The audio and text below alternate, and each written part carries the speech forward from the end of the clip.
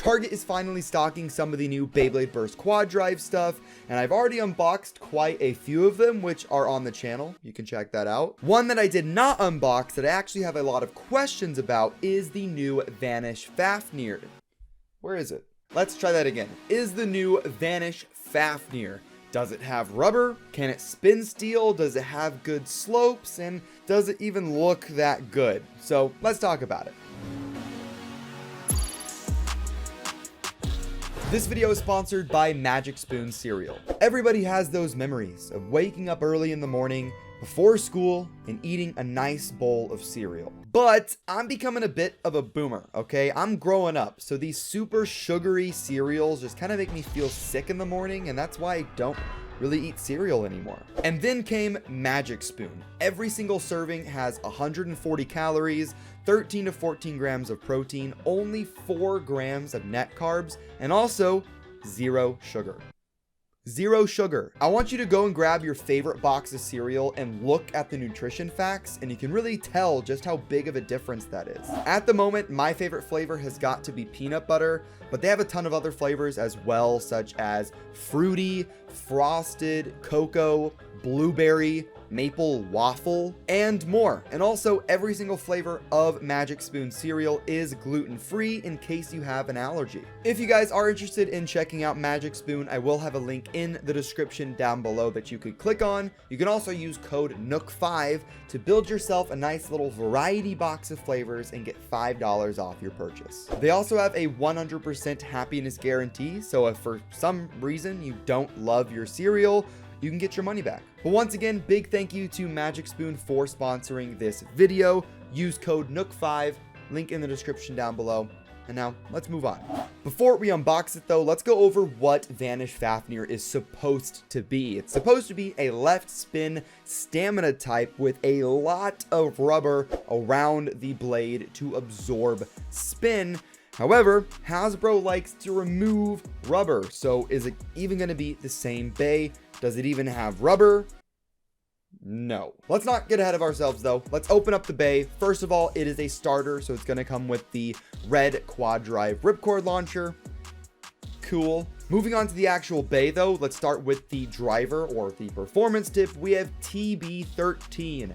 I still don't know why we don't have normal names on the boxes yet. Like 5 years later, why we still don't, no idea. With the armor tip connected, we have the standard stamina tip, which is most like the Takara Tomy version, although there are a lot of differences, which I will talk about. As soon as you remove the armor tip, you have an attack type, which is interesting, an attack type Vanish.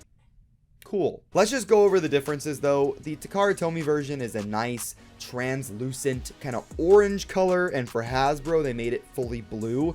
I don't understand the color change. It also doesn't have the spring inside of the tip like the Takara Tomy version, which is just, maybe it doesn't do anything. Maybe it's better without it, but it's part of the bay. It's part of the bay. Why remove it? Moving on to the disc, we have tapered, and really this one's actually very similar to the Takara Tomy one. The design is basically the exact same. The only difference is that on the inside, they definitely cut out some of the metal, so it's going to be a little bit lighter, but it's very hard to tell the difference unless you're holding them side by side. So yeah, they did a good job with this disc. You probably could have kept it the same weight, but it's not like it's a huge difference like Giga is. They definitely made Giga really different. Now let's talk about the bad part, okay? Let's talk about it. We have the actual layer portion itself, the blade. This is rough. Whenever we first got pictures of it, I was like, you know, it looks kind of ugly, but it kind of looks like it has rubber. And first of all, there is no rubber at all. You can kind of click on it here, listen. But the whole point of Fafnir is that it's a left spin rubber bay, and there's no rubber on here, so it's just like, why? The outer ring also features this really bright gold color, which doesn't really go along with the rest of the bay. Like on the Takara Tomy one, all the golds just kind of like fit together really well, but this one really stands out. The green part of the core is also a really dull green instead of a metallic version like on the Takara Tomy one. And the motif part of the core, where you see the Fafnir dragons, is also missing a lot of color and a lot of details as well. Like, it's supposed to be a clear color with orange detailing and silver detailing, but they made it like an orange brown, and you can see like the green orbs on there, but besides that, it's really actually hard to see anything. Like, you have to really look at it up close in order to see the Fafnir dragon. So whenever you put the bay fully together, you can really tell just how different it is from the original Takara Tomy version. Really, with all of QD that's been released so far, I feel like they've done a decent job making it seem as similar as possible to Takara Tomy, besides, you know, plastic and it weighing less. But this is the first Quaddrive bay where I feel like it's almost completely different from the original version. So let's just move on to the test battles in the Quaddrive Stadium to see how it performs, if it can still steal spin, or really if it's any good at all. So here is Vanish Fafnir, and here are some of the other Quaddrive bays.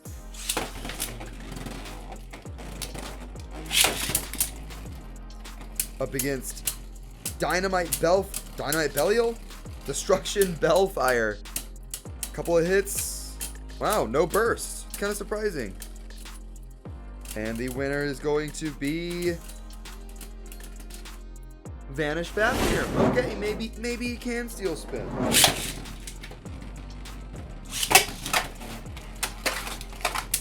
Ooh, Bellfire missing its attacks, light hits. Can we get a burst finish this time? I don't think so. Again, it is going to come down to stamina,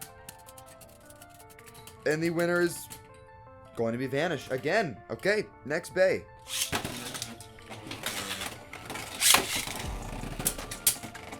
Up against Magma Ifritter, probably the worst.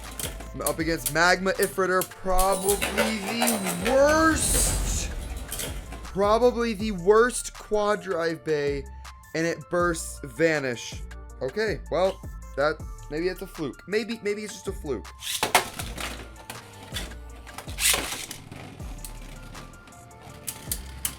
Couple of hits. Oh my! Another. Couple of hits. Oh my, another burst finish. Guys, it's Ifritter. It can't burst stuff like this. It bursts itself. Huge hits already. I don't know if Vanish is gonna last this one, guys. Circling around now. Rockdivore losing its flower pattern. Not really being too aggressive. Can we get a last second burst?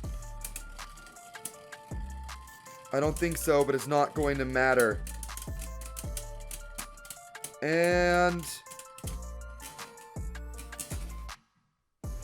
draw. It's actually a draw. Okay, so let's take off the plus tip. Let's make the attack type Fafnir.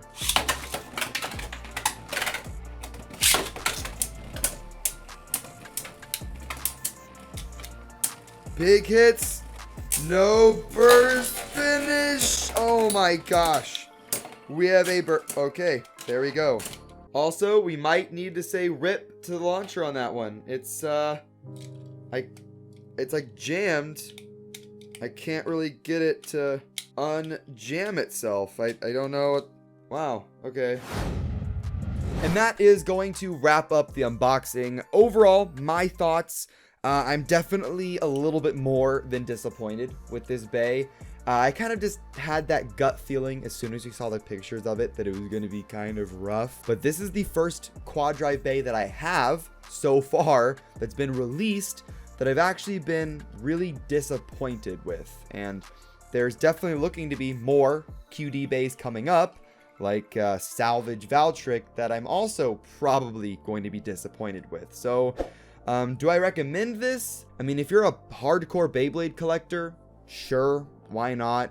Whatever. But if you want Vanish Fafnir, this this isn't it. But if you like this video, hit the like button down below. We're gonna try and hit 500 likes, the usual. Hit subscribe to join the Nuc Nation, and if you want to see some of the other unboxings on other Quaddrive stuff that I've opened, links are going to be on my channel. So just go to my channel, subscribe, and just go look at my videos, I guess. Big thank you to the members, of course, but that's gonna wrap it up. Have fun and bay away.